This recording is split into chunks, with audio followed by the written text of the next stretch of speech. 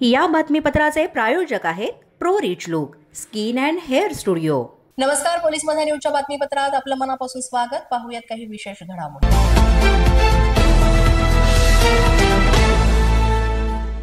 गुगलने एक महत्त्वाचा निर्णय घेतला असून गुगल आता भारतात तब्बल 15 अब्ज डॉलरची गुंतवणूक करणार असल्याची माहिती मिळते।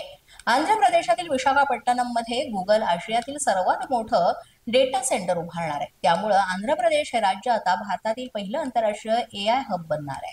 या गुंतवणुकीच्या माध्यमातून भारतात दरवर्षी लाखो नोकऱ्या सुद्धा निर्माण होणार असल्याचं सांगितलं जात आहे। गुगल आंध्र प्रदेशातील विशाखापट्टणम मध्ये तब्बल 15 अब्ज डॉलरची गुंतवणूक करणार आहे। यामध्ये विशाखापट्टणम इथं 1 गिगावॅट क्षमतेचा डेटा सेंटर कॅम्पस उभारण्यात येणार आहे। त्यामध्ये डेटा सेंटर, एआय, विस्तारित फायबर ऑप्टिक नेटवर्क यासह वेगवेगळ्या प्रकल्पांचा समावेश असणार आहे। त्यामुळे भारताला याचा फायदा होणार आहे असं म्हटलं जात आहे।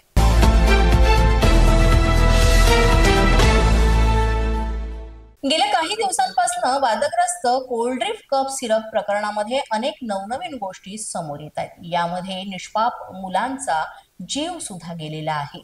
या कफ सिरप मधील काही घटकांमुळे लहानांच्या आरोग्यासाठी घातक ठरल्यानंतर त्यावर आता मोठी चर्चा सुरू झालेली आहे। बंदी असलेल्या घटकांचं अस्तित्व असूनही हे कफ सिरप मुलांच्या उपचारासाठी कसं दिलं गेलं असा प्रश्न सुद्धा उपस्थित करण्यात आला असून त्यावर आता पोलिसांनी न्यायालयात धक्कादायक दावा केलाय। या प्रकरणामध्ये अटकेत असलेल्या डॉक्टर प्रवीण सोनी यांनी कफ सिरप रुग्णांना देण्यासाठी संबंधित कंपनीकडून तब्बल 10% कमिशन घेतलं होतं असा दावा पोलीस विभागाकडून करण्यात आलेला आहे। या प्रकरणी अटकेत असलेल्या डॉक्टर प्रवीण सोनी यांनी जामिनासाठी केलेल्या याचिकेवरील सुनावणी सत्र न्यायालयात पार पडली। यावेळी पोलिसांच्या वतीनं कमिशनचा मुद्दा उपस्थित करण्यात आला। श्रीसन कंपनीकडून डॉक्टर प्रवीण सोनी यांनी कोल्ड्रिफ्ट सिरप जे आहे ते रुग्णांना लिहून देण्यासाठी 10% कमिशन घेतल्याचा दावा पोलीस विभागानं केलाय। यावेळेस पोलीस दलानं केलेल्या तपासाच्या अहवालातील नोंदी ज्या आहेत त्या न्यायालयासमोर सादर केल्या आणि याचा पुढील तपासही सुरू आहे।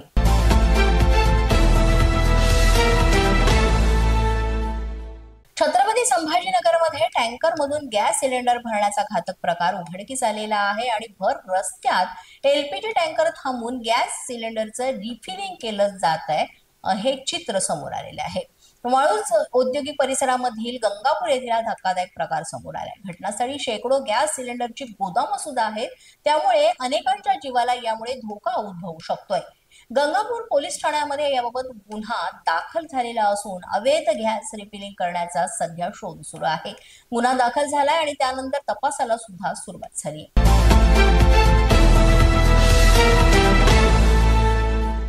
पोलीस माझा न्यूजच्या बातमीपत्रात वेळ झाले का छोट्याशा विश्रांतीची। पाहत रहा पोलीस माझा न्यूज। या बातमीपत्राचे प्रायोजक आहेत pro rich look skin and hair studio.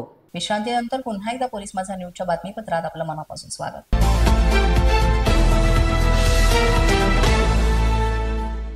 अमरावतीमधून कोट्यवधींचं सोनं चोरी झाल्यामुळे अमरावतीमध्ये खळबळ उडाली आहे। बडनेरा रेल्वे स्टेशन वरून जवळपास 2,11,82,000 रुपयांचं सोनं चोरीला गेलंय याची माहिती समोर आली आहे। यामध्ये सोन्याच्या व्यापाऱ्याचा 2 किलो 300 ग्रॅम जे सोनं आहे त्यांची चोरी झालेली आहे। हे दागिने लंपास केलेले आहेत। वडनेरा रेल्वे स्टेशनवरचा हा धक्कादायक प्रकार समोर आलेला आहे। अमरावती जिल्ह्यामधील वडनेरा रेल्वे स्टेशनवर ही घटना घडली, ही चोरी झाली आणि या रेल्वे स्टेशनवर 2,11,82,000 रुपयांचं तब्बल 2 किलो 300 ग्रॅम सोनं लंपास केल्याची घटना घडली। याबाबतचा तपास पोलीस करीत आहेत।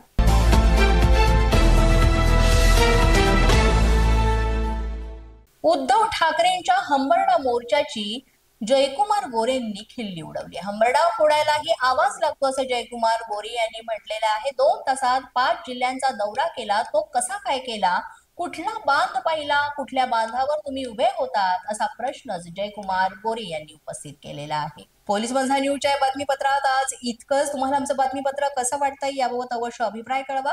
यासाठी पोलीस माझा न्यूजचं YouTube चॅनल सबस्क्राईब करा, तसंच आमचं फेसबुक, इंस्टाग्राम आणि ट्विटर अकाउंट फॉलो करा। अधिक माहितीसाठी आमच्या www.policemazanews.com या वेबसाईटला भेट द्या। आमचे अधिकृत प्रतिनिधी व्हायचे असेल तर स्क्रीनवर दिलेल्या क्रमांकांवर आजच संपर्क साधा। आजच्या बातमीपत्रात इतकंच। पुन्हा भेटूया पुढील बातमीपत्रात। तोपर्यंत पाहत रहा पोलीस माझा न्यूज।